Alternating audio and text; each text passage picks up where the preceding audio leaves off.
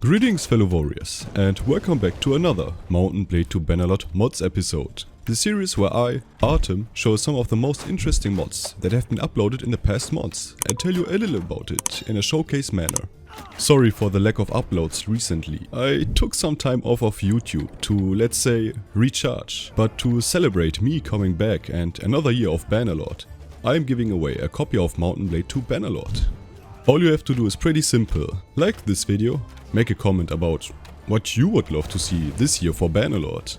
It can be mods or any feature generally. And most importantly, subscribe to the channel. That's all there is to it. The winner will be chosen in 1 month's time after this video is live, and their comment will be pinned. So good luck to anyone that is going to participate, and let's dive in to the mod list.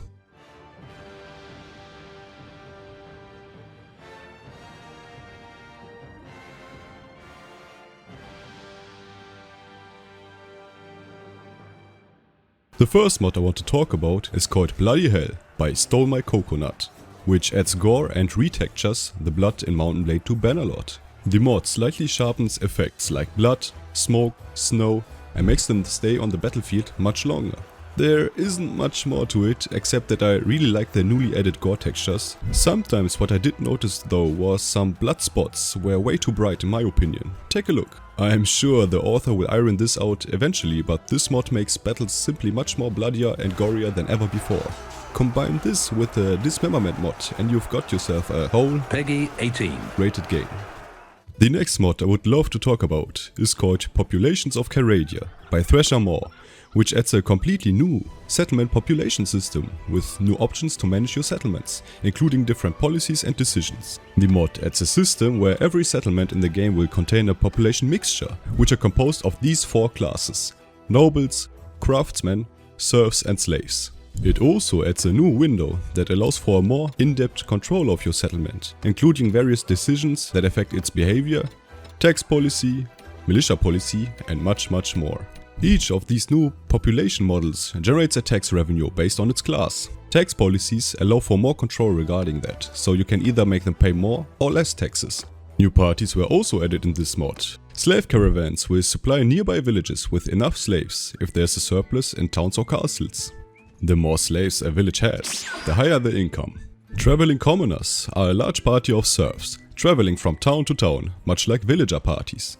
Traveling craftsmen carry various trade goods, as well as crafting materials like wood, iron ore or metal ingots. No other party in the game carries these materials. Traveling nobles are the smallest and rarest kind of party. They carry highly valuable goods like jewelry. The last one is raisable militias, which have the ability to follow their lord on the map. This costs influence based on the militia size and the lord's relation with the notables. The lord will also pay the militia's daily upkeep, but beware. The village you took the militia from will be obviously defenseless and more prone to being raided. The mod adds much more than what I showed you today, and I recommend checking it out yourself because this is truly a game changer regarding village management. The next mod I want to talk about is called Send Companions Recruiting by Peanut Brother, which simply adds an option to send your companions recruit troops by speaking with them. You will be able to tell them where to recruit, what type of units, how much money they can spend and how long they should be venturing before heading back. The mod is very simple yet effective, and I absolutely love the idea in some of the Warband mods, where you can send out a recruiter if you're a kingdom leader to bring you like what, 100 Swadian recruits, so this is a must-have in my opinion. The next mod is called Xorberax Legacy by the Schwartz One, which is a collection providing an update for many of Xorberax's great mods, all compiled into a single module. To make this work, the mod uses the MCM mod, allowing all components of Xorberax Legacy to be tweaked to your liking.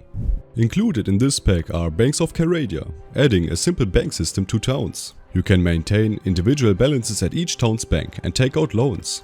Banks offer weekly interest rates to provide a passive income and an incentive to bank with them over other towns.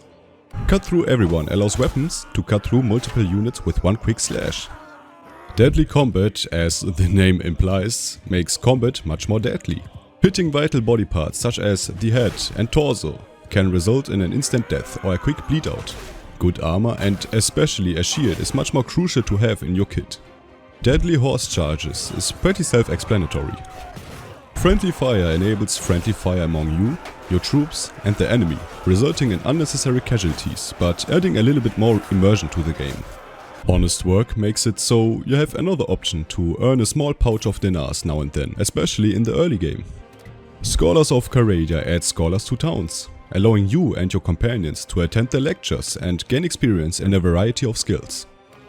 When visiting a town, there's a chance that a scholar is visiting and offering a lecture over a specific skill that you can attend for a prize. You are able to have you or your companions attend these lectures, improving whichever skill is being offered. There are 4 tiers of scholars: novice, intermediate, advanced and expert, with each advancing tier providing more experience while maintaining a quicker lecture, which is a pretty awesome addition in my opinion. Let's say the game didn't spawn any companions with the suffix, the Swift or the Spice Vendor, which are top tier for caravans due to their initial trading level. With this mod you can lecture any companion to be great in governing caravans, creating armies and much more. Shoulder camera applies a shoulder cam style to the third person camera. I've talked a lot about this, so I won't go into it further.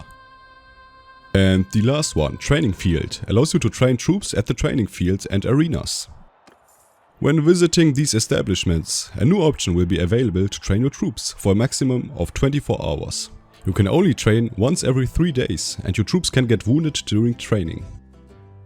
A big thank you to the Schwartz One for updating all of these mods, many of which are absolutely crucial to making the game much more pleasant to play, like the Scholars of Calradia one or the Shoulder Camera one, which is a staple in my load order.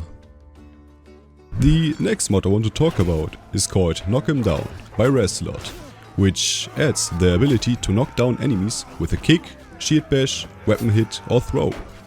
You can tweak each option to your liking in the configuration menu of the mod. For example, you can tweak the percentage to knock down enemies with different weapons, enable the critical body parts option, which knocks enemy down when a critical body part is hit, and choose different presets for player only knocks or player and the AI with different percentages.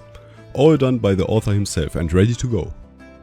I think this would add a lot more spice to the combat. Of course, if you set everything to 100%, you'd be constantly knocking down your enemies, so I recommend setting some of these off or very low. Like for example, taking out the sword and polearm percentages and putting the mace and axe ones to like 5, maybe 10% and see how it goes. If you get knocked down too much or you notice the AI is doing this, set them lower. Simple as that. And the last mod I want to talk about today is called BannerlordAsToFindLord by Ryzen5K, which allows you to ask lords and ladies that you encounter about the location and current action of other lords. This feature was available in Warband 2, so it's very pleasant to see it being introduced to Bannerlord, albeit it wasn't put into the game by Tailwords themselves. To use it, simply walk up to a friendly or neutral lord and then select the I have a quick question option, which was literally useless before. Then, simply select the Can you tell me the location of someone option and look for the lord in the pop-up menu. The lord will give you the nearest position to where the person you asked about is and what they are currently doing. I think this is a great alternative to the encyclopedia, where you magically know every location of every lord. It's simple, immersive, and it gives some actual functionality to the I have a question speech option, so that's that. And yeah, I guess this is it for this episode. I hope you liked it. If you did, please hit that like button. I can't stress enough how tremendous it would help the channel. And if you like what I do in general, consider subscribing to the channel. That would be pretty epic.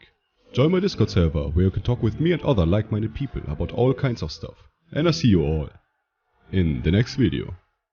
Become a member today, warriors, and bye.